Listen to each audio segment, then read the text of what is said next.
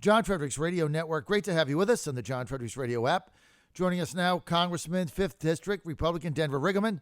Congressman, great to have you, sir. Good morning. How are you, buddy? Never better. Now, let's get to Iran, Iraq, UAE, the Strait of Hormuz. And we've got the warmongers now in the administration. There's a few of them in there, as you know. And throughout the government, banging the drums, wanting conflict with Iran because Intel says they moved missiles to within striking distance of U.S. interest in Qatar, Bahrain. We have bases there, small one in Kuwait. Where are we with this, sir? Well, I think what the American public needs to know, number one, is that there's multiple things that would have to happen, John, before an all-out sort of escalation against Iran. First of all, it'd be the staging of ground troops, which we haven't seen. We're not seeing a push here in Congress or a push, even I don't see in the media a push for war by the National Command Authority. Also, when you're talking about staging, I got to do this back in 2001.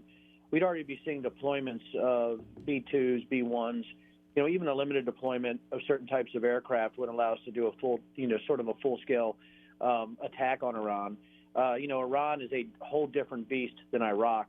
So, that's the issue that we have right now is that I think there's a lot of frustration, especially from military planners and the administration, on Iran's culpability in state-sponsored terrorism around the world, what they're doing everywhere. The fact that they did move missiles close to our assets, we understand that. But if they were to do that, they understand that the actual targeted strikes in retaliation would take out every single area where those missiles originated from based on the electronic capability that we have. So, yes, we are posturing, but right now I don't see a full-scale conflict with Iran. I think you're going to see a back down from Iran before they would allow that to happen. And that's what we're doing. A carrier strike group is no joke, but I don't think you're going to see a full war against Iran anytime soon. And we would know. Trust me, we would know. So when you say you predict Iran will back down, describe how that would look. I think you're not going to see a blockage in the Straits of Hormuz. You're going to probably see them move back a bit when it comes to where their missile deployments are. If they were to fire on us, they do understand the repercussions of that. So they can pretend, right? They can do these type of things. But to say that I think even internally, we know they're having some problems internally in Iran. I don't think they're solidified in going to war for the U.S. So there's a lot going on here, John, and a lot of people in the press who are talking about this probably, have never served or don't understand the specific activities that would have to happen in Phase 0 and Phase 1. I don't want to go into it, but Phase 0, Phase 1 is shape, and then deter. That's where we're at right now is Phase 0, Phase 1. If you see escalation in the phases of warfare, then you'll see the type of troop movements, aircraft movements, and positioning of assets in the mission planning process that I had to go through back in 2001. So basically your take right now, Denver, based on your experience in defense intel, is that we're at Phase 0 and Phase 1, which is deter. Deter. We're right now deter. And I think that is what you do when you're military is Phase 0 and Phase 1 you hope works, right? Shape the battlefield, deter, say what we're going to do, give a show of force, and know that we will react. And that's the great thing about a carrier strike group. I was just on the USS Harry Truman. I got to land on Truman and take off from the Truman. I got to see what they do. I was Air Force, but the Navy is incredibly capable. And the weaponry they have and their ability to do targeted strikes and even their ability to defeat the integrated air defense systems that might be out there in Iran are pretty robust. Iran would be a bit foolish at this point to do a first strike against any of our assets based on what we have positioned, because although it wouldn't be a full-scale escalation, it would be deter on a very big level. So that's why I think Iran would back down. John Fredericks Radio Network, trucking the truth across America with Republican Congressman, 5th District, Virginia, Denver Riggleman, that's Southside Virginia. Congressman Riggleman, former Intel Defense. So what would be the purpose then of the Iranian regime moving missiles around in Yemen and Syria so that they would be in striking distance of United States interest in Kuwait, Qatar, and Bahrain. What's the objective of doing that? They have to militarily? saber rattle also, and you know, with what's going on in Yemen with the ceasefire, and I know me and you have discussed this, you know, many times on Yemen. What's going on with the ceasefire there? There's actually starting to be activity where Iran's influence could be lessened. I think you're seeing a reactive mode from a military, although it's large, that's not quite as capable as people think. Plus, you know, they have their hawks in the Iranian government. And if you look at what we're doing, like with the IRGC, naming them a terrorist group, the things that we're doing, we're actually calling out Iran for who they are, which is our adversary, the largest sponsor. You know, you talk about state-sponsored terrorism, it's right. Iran. You're talking about our adversary, and I believe they're feeling the pressure. They're being incredibly reactive. We have them on the defensive, and them doing this, I think, is their own form of saber rattling. But if they were to react to us, I think it would be a really bad day for them. And when you're talking about, you know, like Yemen, I think what they're saying is we have no offensive or dynamic support there. We have a handful of U.S. troops left in Yemen. And when I say a handful, really doing defensive operations to protect the 100,000 American citizens just north of the Yemeni border. I probably know more about this than some people, but right now I'm telling people you always should worry about regimes like Iran. But I would say for full-scale escalation, I would say you're in the single-digit percentage points for something like that to happen. All right, so you don't believe that Iran is really in a position to do anything that's going to further escalate the situation. I think what some of us are afraid of, and we had a former ambassador to Egypt and Pakistan, Ann Patterson, on our show about an hour ago, and she says what she worries about is mistakes made that escalate things. And, of course, you have that throughout history.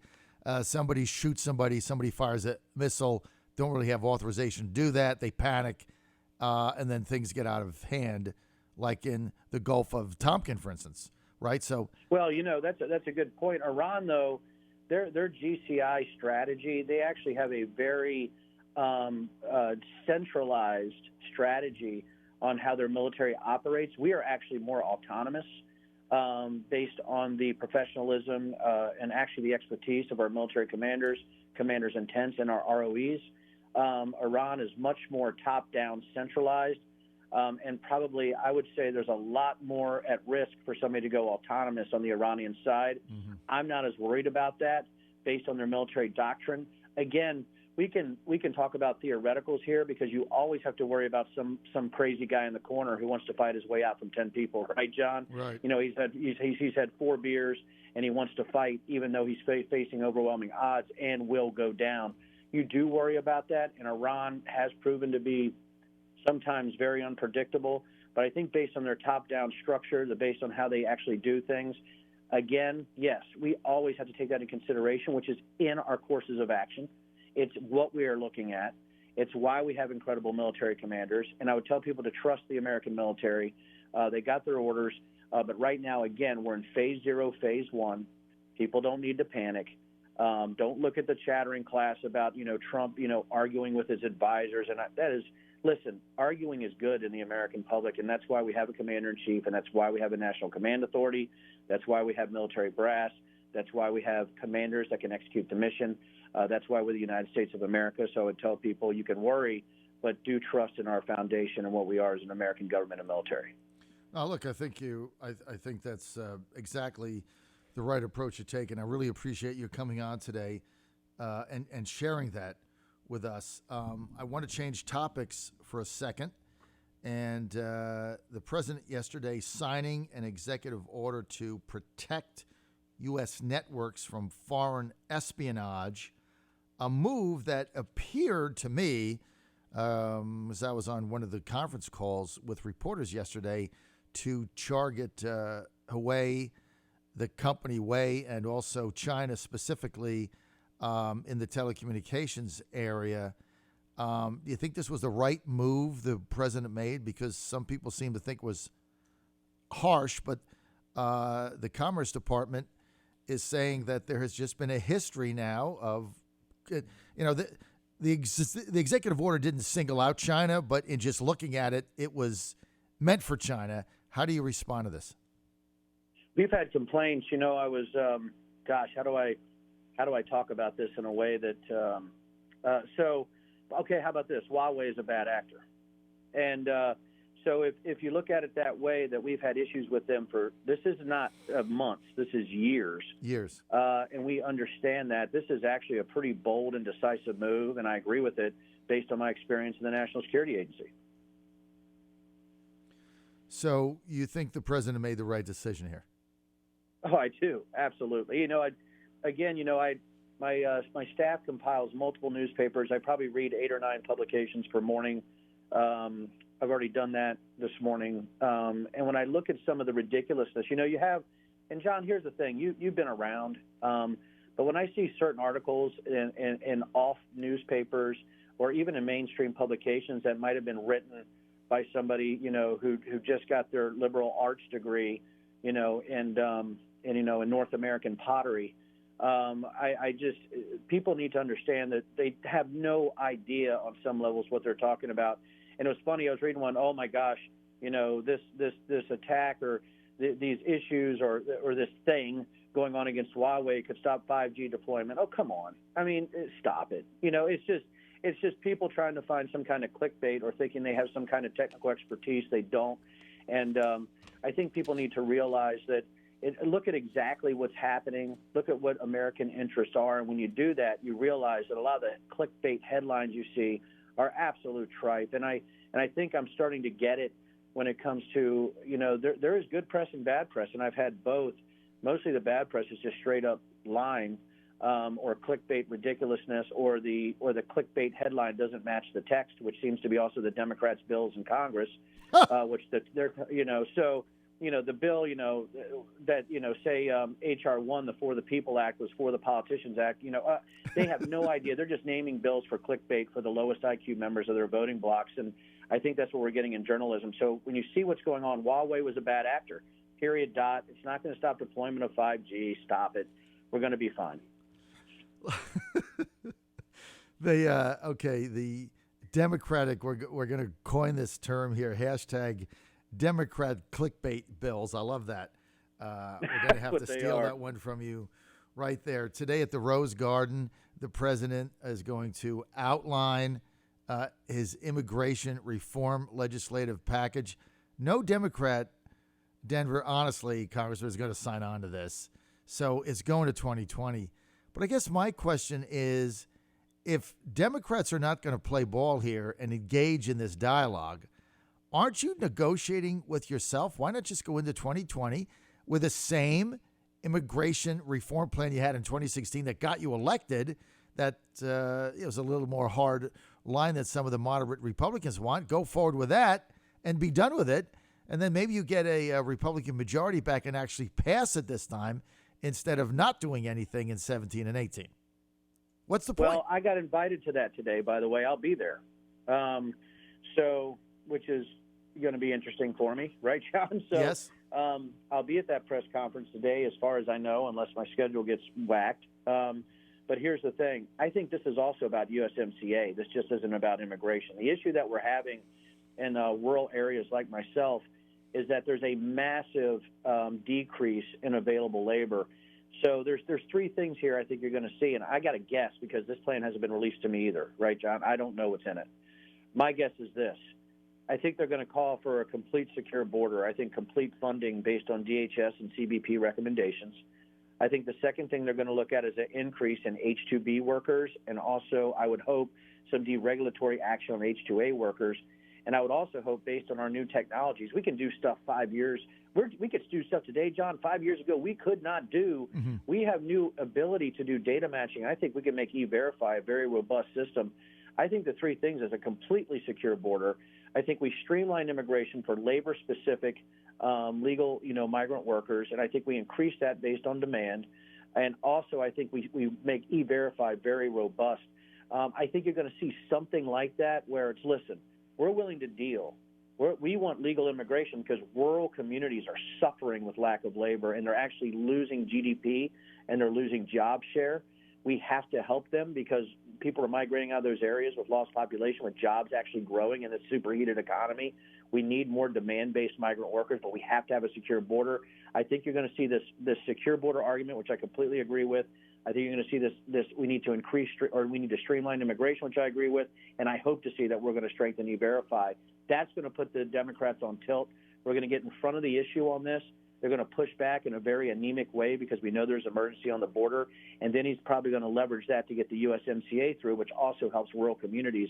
This is about the rural workers. This is about legal immigration. This is about stopping crime, the drug addiction issue and crisis we have in my district and other districts around the country. We can fix this if the Democrats come to the table, but I don't think the light has come on with the Democrats yet. And if they continue down this line of not willing to talk about this, I think we win the majority in 2020. I'm with you on that. I just hope that the compromise is such that we can bring the hardliners together.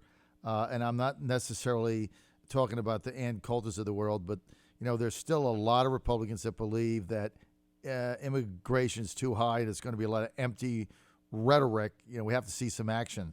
So we'll see what happens today. People have been wrong, about the Freedom Caucus. Actually, there's some incredible people in there actually, really demanding based on their districts that we streamline immigration, especially on the labor side.